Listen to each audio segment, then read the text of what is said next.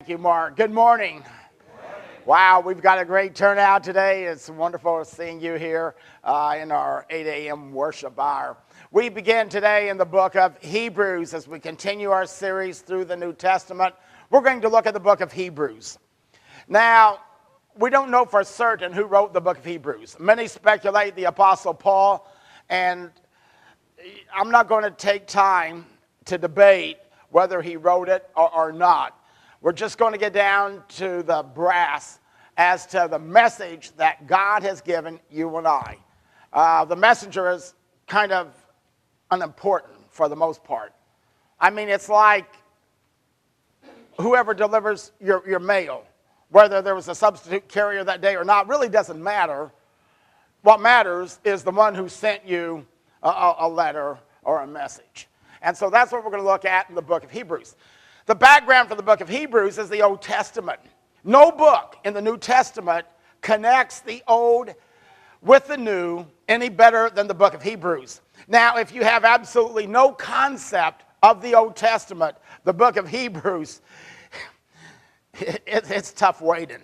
I mean, you're going to feel like you're in quicksand. You're going under fast because the foundation to understand the book of Hebrews is the Old Testament, the Levitical priesthood that was set up there, because that's what the Hebrew author is doing here. He is comparing and contrasting the old law and the new law, and the Old Testament and the New Testament. And what he shows to us is, the Old Testament had the law. Under the New Testament, we have the Son, S-O-N, Jesus, God's Son.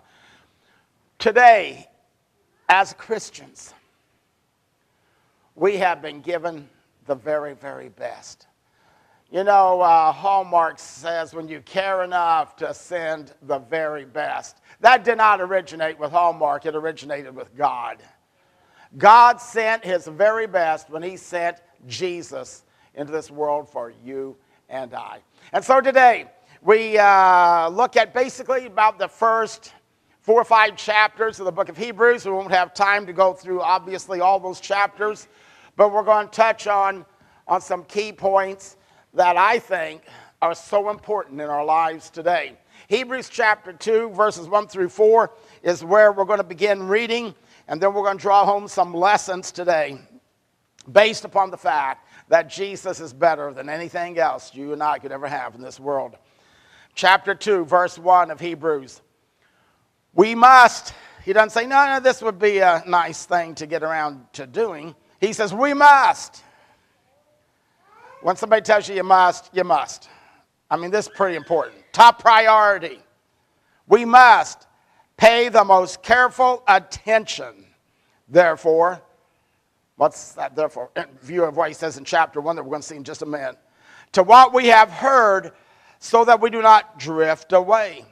For since the message spoken through angels was binding, and every violation and disobedience received its just punishment, how shall we escape if we ignore so great a salvation? This salvation, which was announced by the Lord, was confirmed to us by those who heard him. God also testified to it by signs, wonders, and various miracles, and by gifts of the Holy Spirit distributed according to his will. So here we go. If you're filling in the outline, the first warning that the Hebrew author gives to us based upon what we have in Jesus is this: don't drift away from Jesus.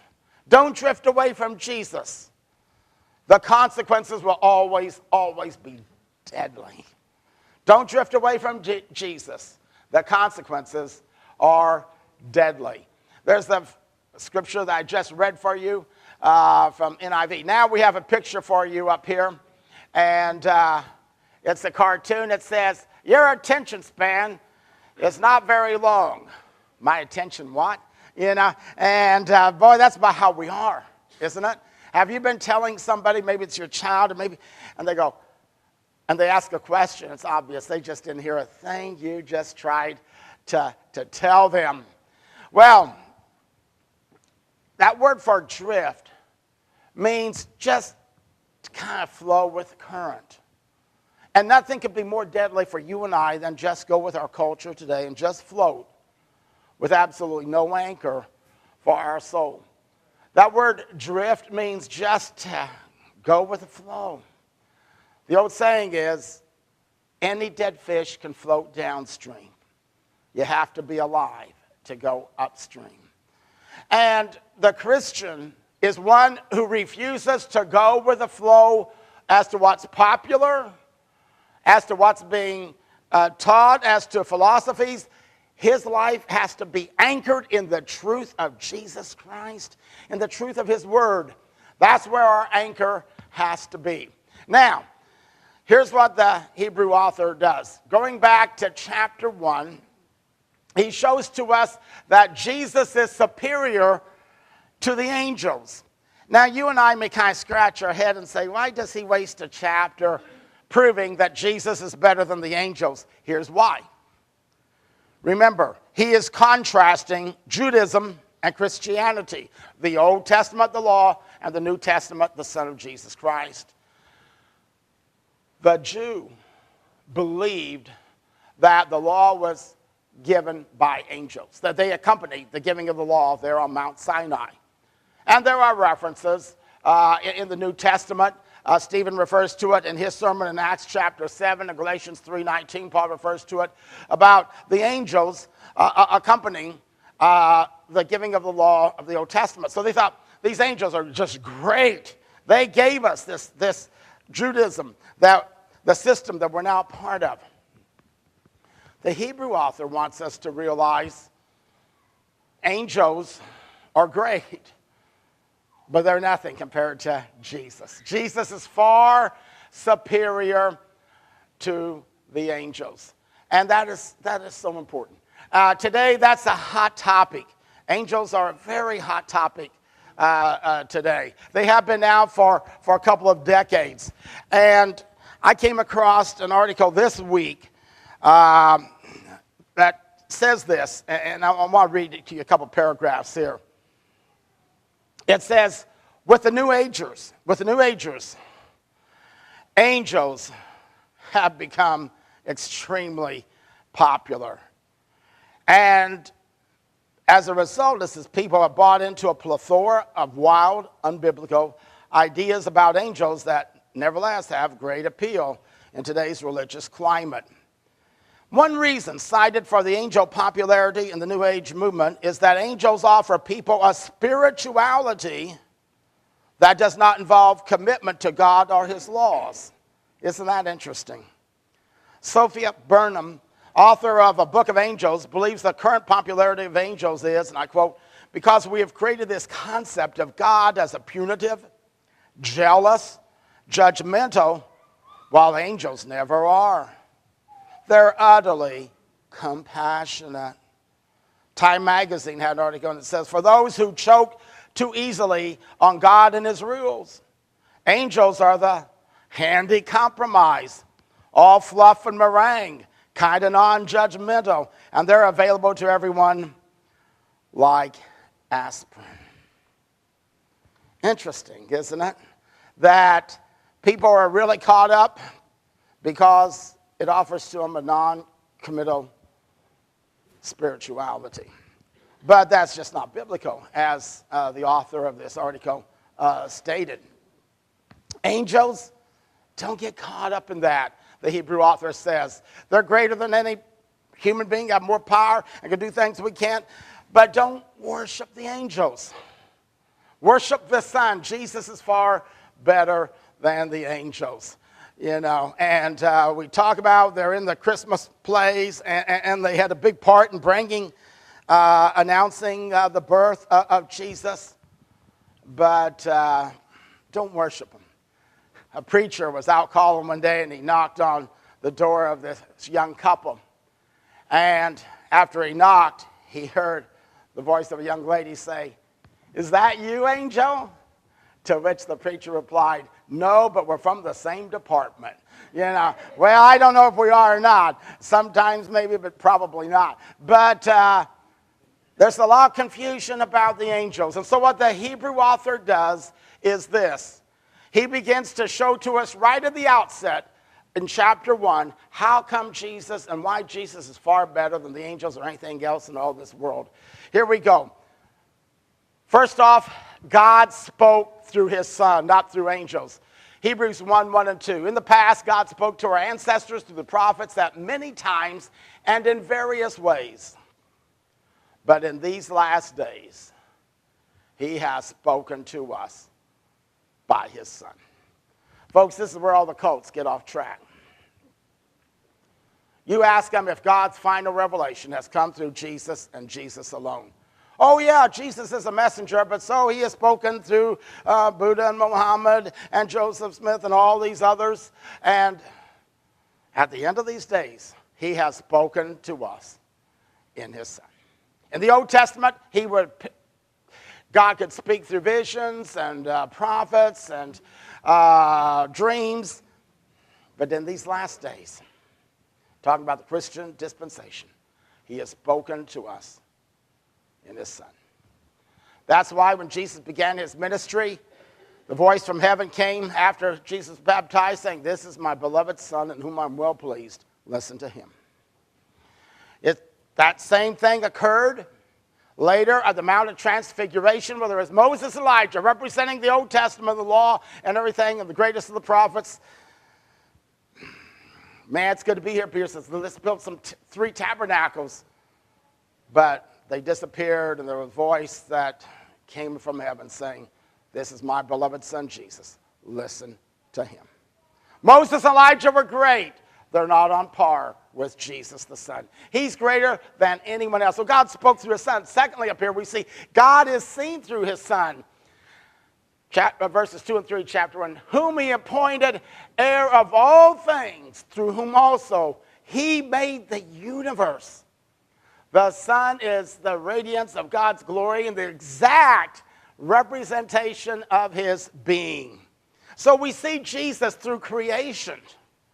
And boy, do we see him in the autumn time of the year, the fall of the year with the leaves. It's incredible what God does for us. But the creative power, and this is very consistent with what the Bible teaches. John chapter 1 says, in the beginning was the Word was with God, the Word was God, all things were made by him, the Word became flesh and dwelt among us. It's Jesus. Hebrew author says the very same thing. Jesus does not deny it. Remember in John 14, Thomas says, "Lord, if we could just see God, we'd be satisfied." And remember what Jesus said, "If you've seen me, you've seen God." You want to know what God looks like? Look to Jesus. He shows to us who God is. God is seen through his Son. God spoke through his Son. Now 3 and 4, if you're filling in the outline. God rules through his Son. Okay, take out the is. God rules through his Son, sustaining all things by his powerful word. He not only created this world, he holds it together. You know, astronomers and others look at the orbits of the galaxies and all the planets and all the stuff out there in space. And don't you wonder why there isn't just a massive collision? Because Jesus Christ not only created this world, he holds it together. He keeps it in orbit.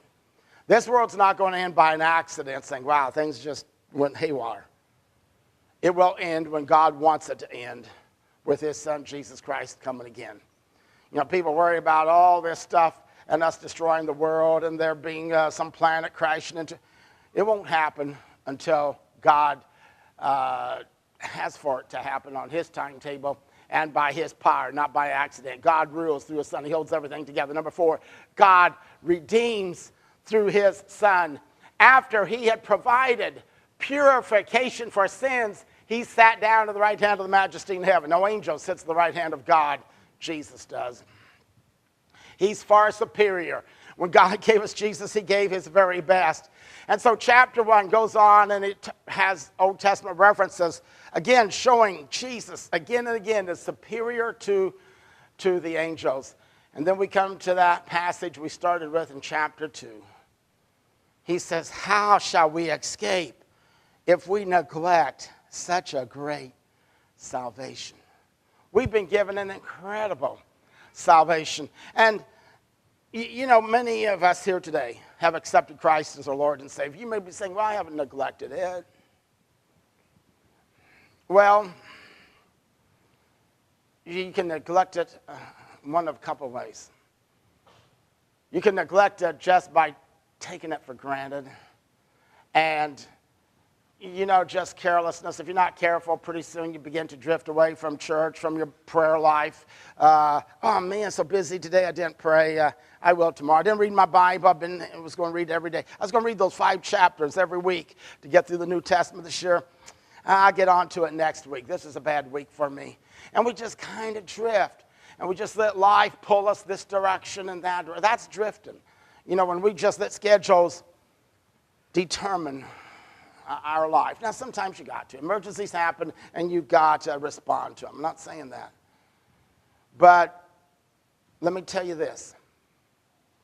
You will never accidentally, unintentionally end up in heaven someday. You won't say, oh, wow, I didn't. Wow, look at this, man. What a surprise. Not going to be any surprises. You don't unintentionally end up being a holy, godly man or woman. It's always intentional.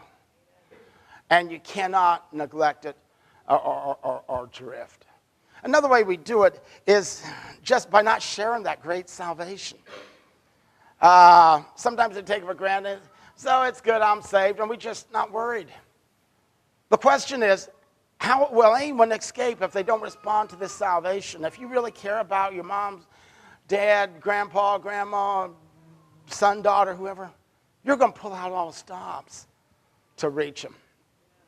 You know, that's what the church is about. The only reason God hasn't called you and I to heaven the moment we're baptized is to share the good news, to share the life that's found only in Jesus. This week, President Veach from St. Louis Christian College called me up, and he's a good friend of mine, and Guthrie said, Steve, he says, you're going to be in town at noon? He says, I'd like to come by and eat lunch.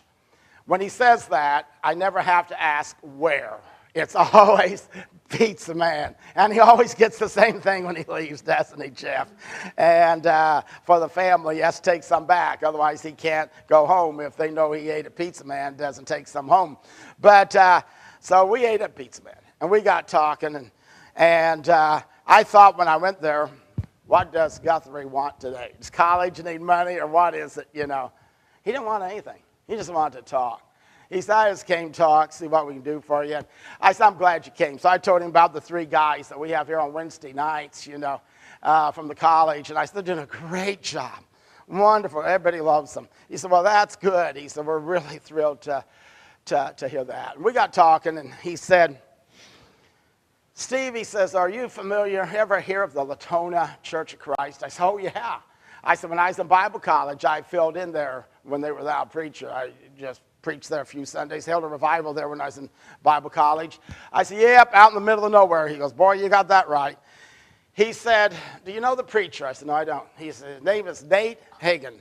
And he said, Nate called me and said, President Veach, I'd like for you to come preach at our church on Sunday morning and speak to our Sunday school about the college. He said, I said yes. And the moment I said yes, he said, I turned to my wife, Barb, and said, why in the world did I agree to do that? She goes, I don't know, because you're stupid. She says, you agree to everything. You're gone every day, every night of the week. You got to learn to say no. You're going to drive 2 hours for 20 people out there in the country. And he goes, I know. He says, so he says, I went out early Sunday morning, trying to find my way out there, middle of nowhere.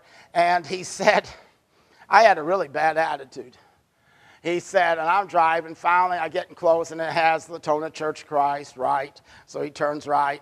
He said, I pull up, and they got banners on all the windows. He says, outside, they got a banner, you know, win the world for Jesus Christ. He said, well, that's kind of over the top, he told his wife, Barb. He said, I don't see anything but cows and cornfields for as far as I can see. He says, there's not a person to be won in 40 miles of Latona. And he said, didn't I tell you? Yep, I told you. I told you. You should have said no. I know it. So he says, I go in, Sunday school's first. And he said, there's only a handful of people, adults in Sunday school. And I start talking about the college. He says, one person raises their hand and says, why is it you allow gays and lesbians at your college? He said, well, I wasn't in a good mood. And I says, we don't allow gays and lesbians at our college. And then I thought, I don't think we do. He said, I need to check with our administrator when I get back. But I'm just laughing. And he said, after Sunday school, he says, I thought, I've had it. I'm ready to go home now. He said, I went into the bathroom. And he says, I came out for church. And God is my witness. He says, every seat was full. It was packed. He said, where these people came from and how far they came, I don't know. But he said, I knew they were serious about winning the world for Jesus Christ because they were starting at home. He said they had pulled out all stops, and it was a service like I had never experienced. He said, and they had a Jonah for a preacher, a guy with a bad attitude. He said, but my attitude drastically improved. He said, and if you knew Nate, he says, Nate's a preacher that's not 5 talent. He can't use his one arm, just hangs limp, totally limp, only has one arm. And he said, he's a 1 talented preacher, Steve. He's not 5 talented man. And yet that church in the middle of nowhere is having a powerful impact on its community and the world. He said, I realized some of our biggest givers were coming from that area. He said, I didn't know all that. He said, God really humbled me. We opened my eyes to realize, you know who's going to win this world for Jesus? It's going to be by his power. It's going to be through his message, by his spirit, his way. We're just the messenger. And if we'll just get out of the way and say, use me, but shine through me. Let people see you, the Son, and how much greater Jesus is than me and anybody else. People will flock to see Jesus. They always have, they always will, and they'll come. So that's what the Hebrew author does. Now, quickly, let's move on and drop down to our second lesson here. Don't dread death. Jesus has won for us the victory. Okay, let's go on to Hebrews. I get back in the book of Hebrews here. And I don't think this one is on the PowerPoint, is it, Dave? We don't have the scripture on this one, do we? Okay, but it's in your Bible. Good news. Chapter 2, verse 14 and following. Since the children have flesh and blood, he too shared in their humanity, so that by his death he might break the power of him who holds the power of death, that is, the devil, and free those who all their lives were held in slavery by the fear of death. For surely it is not angels he helps, but Abraham's descendants. For this reason, he had to be made like them, fully human in every way, in order that he might become a merciful and a faithful high priest in service to God, and that he might make atonement for the sins of the people. Because he himself suffered when he was tempted, he is able to help those who are being tempted. Wow. Now, to understand this passage, there's 3 key words I have up there. But before we look at them, there's another key word in there that we have to talk about, okay? And it's the word high priest. High priest. It says Jesus is a merciful and a faithful high priest. If you don't understand the priesthood, you can't really appreciate what Jesus is doing for us and giving us this victory over death. In the Old Testament, when man sinned, God said what? He says, if you sin, you're going to die. Death always means separation. When I die, I'm going to be separated. My spirit is from my body. I'm going to be separated from my family, loved ones. I'm going to be separated from where I live. It's always a separation. Now, God had a plan to reconcile and to bring man back to himself in a right relationship with him. That's called atonement, meaning at one. That's the second word up there. But in the Old Testament, that was done through the high priest. Once a year. And by the way, the word priest simply means bridge builder. That's the simple term for it, okay? If you wonder, what is the priest in the Old Testament? It's the one who wears these fancy clothes and is just way above the people? No. Simply means bridge builder. Mediator is a better word if you understand that word. Mediator between God and man. And once a year, in the Holy of Holies, the high priest would take the blood of bulls and goats twofold. First, for himself, because he had sinned. He wasn't above the people. He was one of them. But so he took blood for his own sins as well as the sins of the people. Once a year, he would enter the Holy of Holies that represented where the presence of God dwelt. There in the Holy of Holies, he would go, offering up the blood of sacrifices on behalf of the sins of the people. And there was a lesson there. There was a reminder. Sin, sacrifice, bloodshed. If you sin, there has to be a sacrifice. Blood has to be shed. In the day you sin, you're going to die, Jesus says. There has to be a death when there's a sin. The people understood that for thousands of years in the Old Testament. Now it says Jesus is our merciful and faithful high priest. Not from Levi. No, but from Melchizedek. And here's the three aspects of the victory we have. He's a merciful high priest. He's not one who sits in judgment of us and say, you dirty bum. He doesn't give to us what we deserve. We deserve to die. Mercy is he dies for us. He dies in my place. I sinned. I deserve to die. He said, I'll die for you. That's the mercy. Unbelievable mercy. We have, he says in that passage, atonement. Like I said, this is why and how you don't fear death anymore. When the war with God is over, the conflict is over. You realize when you go to bed at night, if your heart stops and you never see another sunrise, another day, you realize it's okay because you're right with God. You're going to be home with him forever. You know, when you do not have peace, when you do not have freedom, when you do have fear and turmoil in your life, it's when there's conflict. I'll bet you, when you've had big conflict or a fight with your spouse or your family member or a friend or your best friend or a coworker, tell me how well you sleep on those kind of nights.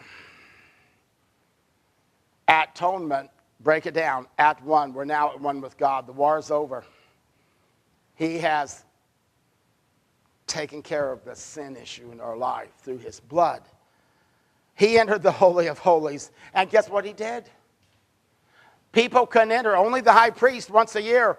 And there was a veil 6 to 8 inches thick, heavy, woven, that 2 caterpillars, D8 caterpillars, could not pull apart going in opposite directions. Jesus tore it in two when he died, meaning you can now go to God through me, through Jesus. What a merciful high priest that gives us atonement and gives us freedom. We're no longer, he says, enslaved by death. We're free at last. And that's what Jesus has done for us. Now, third and finally, and this is so important, we got to quickly move on. Don't despair when overwhelmed. Jesus is so rich in grace and strength. Let's look at our passage here, chapter 4, verses 14 through 16. Therefore, since we have a great high priest. And before he gave examples how Moses was the faithful high priest in his household. But now Jesus is far greater. He's better than anything out there. Therefore, since we have a great high priest who has ascended into heaven, Jesus, the Son of God, let us hold firmly to the faith we profess. For we do not have a high priest who is unable to empathize with our weaknesses. But we have one who has been tempted in every way, just as we are, yet he did not sin. Let us then approach God's throne of grace with confidence so that we may receive mercy and find grace to help us in our time of need. Some of you may be struggling today. If not, you will someday. And when you do, there's always that temptation. Where are you, God? Why is it you're not answering my prayers? Why is it things just seem to sometimes get worse instead of better? You know, the one thing I've appreciated so much about the Acts of God study on Sunday night is it opens our eyes. It opened mine this past week. In just a moment, we're going to play a clip from that lesson for those of you who were not here and for those of you who were, to remind you. Because the clip I'm going to show, we talked about in our small group afterwards, and I gave our people an assignment, and it's this. If, like the young lady in the video, you knew you were going to die in 3 months, what would you miss the most? Her answers, yeah, they brought tears to my eyes every time I think of it. I got choked up. It's not the big things, the expensive things. It's pretty simple, basic stuff, isn't it? And what we see is we don't sometimes get our eyes open and see them until they're about taken away or they are gone forever. I hope that through this clip, you'll get your eyes opened. Even though you may be hurting and struggling, we're all on a limited time frame. We're all terminal. The woman in the video's no more terminal than you and I. We may have more time than her, hopefully we do. But the clock is ticking away. And I think God's saying, you're wanting me to answer prayers. You want me to pour out grace and help you. Every day I pour out grace. Look around. Open your eyes and see.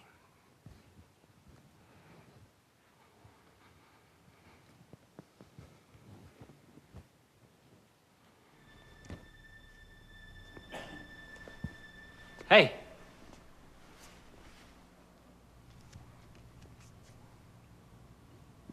Are the kids home? No, it's Friday. They're at Mom's. Are you all right?